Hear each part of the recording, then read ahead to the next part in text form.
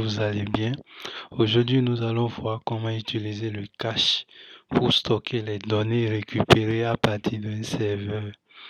Donc, l'exemple qui est ici, je vais rafraîchir ma liste view. Là, j'éteins ma connexion Internet, je coupe ma connexion, je rafraîchis ma liste view. Donc, j'ai toujours des données. Je vais fermer l'application. Je ferme l'application, je ferme et là, je relance. Là, j'ai déjà coupé ma connexion. Hein. Ok, donc là, je relance. Je vais relancer. Je relance mon application et là, il va m'afficher les données gardées en cache. Donc, j'ai toujours mes données là en cache. Mes données gardées en cache, c'est ça. Donc, voilà les données que nous utilisons. Ça fait 100 au total. Donc, ça fait 100. Donc, voilà. Donc, si nous défilons ici, ça fait au total 100. Là, on a les 100. OK. Donc, si j'active ma connexion, je fais ça, j'active mon Wi-Fi. J'active mon Wi-Fi. C'est connecté au réseau. J'actualise encore. Je vais encore actualiser. J'actualise. Et j'ai toujours mes données. Donc, sans plus tarder, vous allez ouvrir votre projet. Bon, soit vous créez un nouveau projet, vous faites New Flutter Project. Donc, si vous avez votre projet, vous allez dans pubspec.yaml, vous ajoutez ces deux dépendances-là, Dio HTTP Cache et le Dio. Donc, ce sont ces deux-là que nous allons utiliser pour faire le travail. Et après ça, vous créez un modèle. Vous créez un dossier modèle dans Libs. Dans Libs, vous créez le modèle, data model, ce modèle de données. Vous allez créer le modèle là. User ID, title, body. OK. Donc c'est ça ici. User ID, title, body. Donc vous créez le modèle. Donc tout ceci là. Vous créez ça une classe modèle, data modèle. Là, vous créez ça, le fichier modèle. Après ça, maintenant, vous créez un fichier API request. Dans API request, là, vous créez une classe qui sera API request. Et dedans, vous déclarez ces variables. Lui, c'est notre base URL qui est ceci. Ça, c'est le base URL. OK. Le post, ça, c'est le post, c'est le endpoint. Le endpoint post. Donc vous créez ça, vous créez tout ce qui est là, vous ajoutez ça. Bon, ça c'est pour faire la requête avec notre connect. Ça c'est le temps de connexion pour le timeout et autres, l'interception, le header. OK. Et là vous créez cette fonction, la fonction qui va nous permettre de récupérer notre donnée à partir du serveur. C'est une fonction get. Et là, nous avons get et nous appelons notre endpoint dio. Ok, ce dio, c'est ça ici. Il appelle toutes ces choses avec le cache. Donc là, nous avons défini la durée du cache. Ça, c'est la durée que doit faire notre donnée quand il y a une erreur. Ça, c'est la durée la durée lorsque il y a une erreur lors de la requête. Donc ça, c'est le temps. Bon, on a mis 7 days là. Le refresh, ça, c'est lorsqu'on fait le rafraîchissement. Il fait le refresh, il va chercher les données. S'il y a une connexion qui existe, s'il n'y a pas une connexion, il envoie les données stockées dans les caches. Donc, c'est ça. Donc, voilà. Notre classe API request. Donc, une fois que le API request est créé et le modèle aussi est créé, ça est créé, et l'API request. L'API request est créé. Et là, maintenant, vous allez créer le scream. Le scream, c'est Fish with Cache, ok? Dans le scream, vous créez vue, votre vue. Donc, je l'ai nommé Get with Cache. Et là, vous initialisez ceci. Feature list data model, le modèle qui est là. All post. Et là, vous faites all post égale à get all post. Premièrement, le refresh. Le refresh par défaut égale à false. Donc, quand il récupère les données, premièrement égale à false.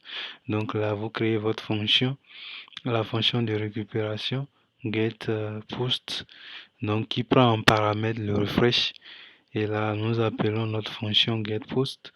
On fait var response égale à API request.getPost, comme on l'a fait ici. Donc, il va faire API request notre class.getPost. OK? Donc, et là, la réponse, voilà la réponse qu'on essaie. Et voilà la réponse ici. Donc, voilà, vous créez cette fonction qui vous permet de récupérer votre donnée. OK. Et là, vous venez au niveau du scaffolder, vous mettez le title, le body, le refresh indicator. Donc, quand on fait le refresh ici, comme par exemple ici, lorsqu'on fait le refresh, quand on rafraîchit, donc le refresh, c'est ça. Donc, le refresh, il fait get all, on envoie true. Ça veut dire qu'on rafraîchit les données. Lui, on envoie true. OK. Et là, maintenant, ici, vous avez le feature builder. Le feature builder qui appelle notre all post. All post lui fait le get all post. OK. Donc, il fait ça, if connection state égale à connexion pour done. S'il y a la connexion, il entre ici. S'il y a des données, il entre là. Et là, vous appelez votre list view. Donc, vous affichez les données là, comme on a affiché, euh, comme on a affiché ici. Donc, c'est ça. Et on a affiché l'ID, l'ID qui est affiché. L'ID, c'est ça. L'ID, c'est ça. OK. Je vais réduire ici aussi. On a l'ID qui est là. L'ID, le title, le body. Ça, c'est le body. OK.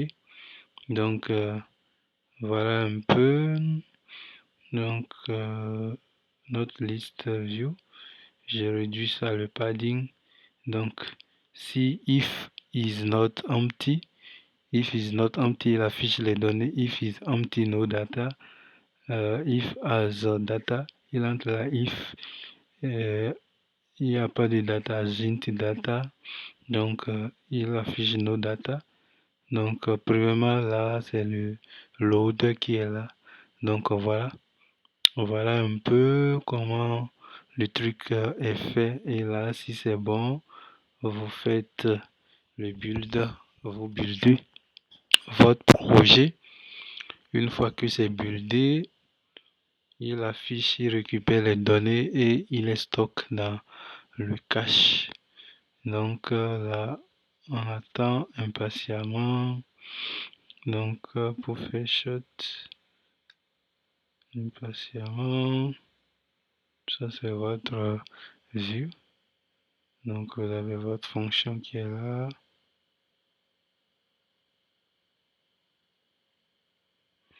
Donc on attend, il build notre projet.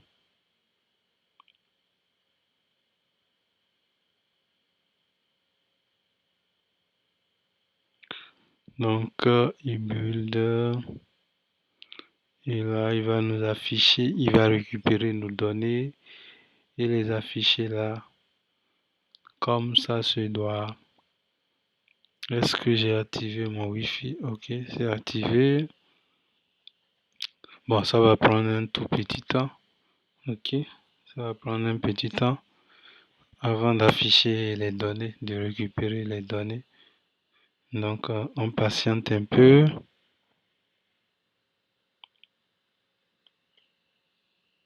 Donc là, vous avez votre modèle, data model, le modèle qui est là. Ici, c'est le API request pour effectuer le request. Ça, tac, tac. Ok. Donc voilà un peu. Et là, notre fonction de récupération, on fait dio.get, le query param. Bon, s'il y a de query param, hein, pour faire de pagination. Ça, je vais en faire un tutoriel après pour la pagination. Donc la durée, ça c'est la durée, ça c'est la durée du cache que la donnée doit faire dans le cache. Donc ça c'est la durée d'expiration du cache. Ça c'est la durée du cache, la durée d'expiration. Le refresh, ça c'est pour rafraîchir notre cache. Donc je pense qu'il a fini. Là il va installer. Donc il est en train d'être installé. Voilà un peu comment ça se passe, comment on récupère les données et les stocker dans le cache avec le Dio HTTP cache. Le Dio HTTP cache. Dio HTTP cache. Donc là, il a fait le loader.